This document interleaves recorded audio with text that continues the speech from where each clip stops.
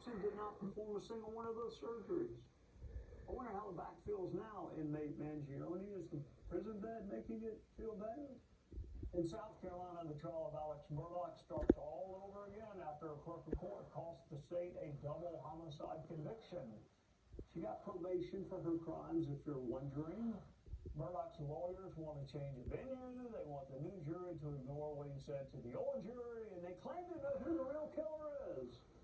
Most of us think we already know who the real killer is, but let's bring in the host of the prosecutors, Alice McClure. Welcome, counselor. Thank you so much for joining us. Lindsay Clancy was apparently so psychotic, she barely knew to send her husband away, potentially execute her children, and then ask for her lawyer. Is the jury going to buy her psychosis defense? That's a great question.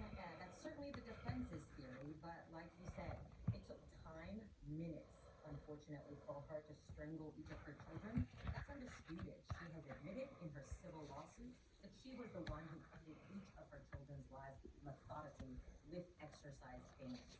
Now, the defense, under Massachusetts law, has to show not only that she was suffering from psychosis, but that psychosis made it so that she could not control herself, or she couldn't understand how wrong it was to kill them.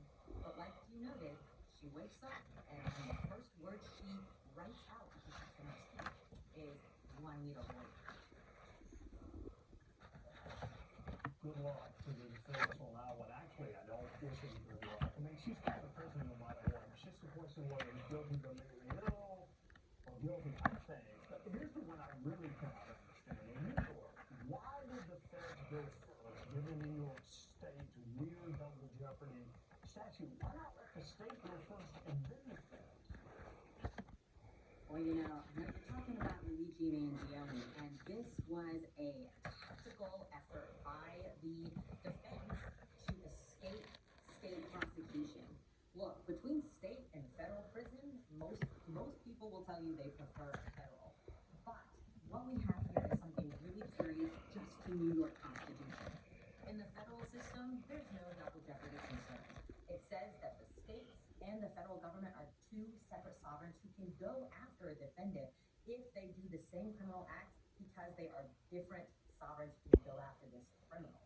But here, New York went a step further and said that you can't prosecute someone, even federally or state, for the same core conduct.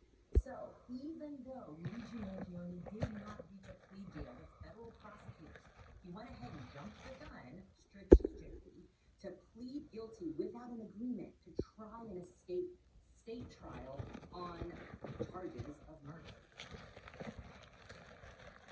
And that raises another fascinating question that I'll have to have you back to ask you, which is, do the feds have to let him plead guilty just because he wants to?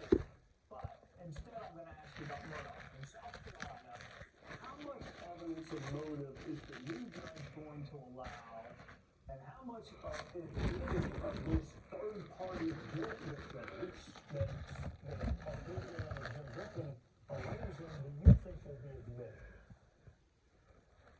This is going to be a wild ride. Alex Murdaugh is back in trial despite what we all saw as overwhelming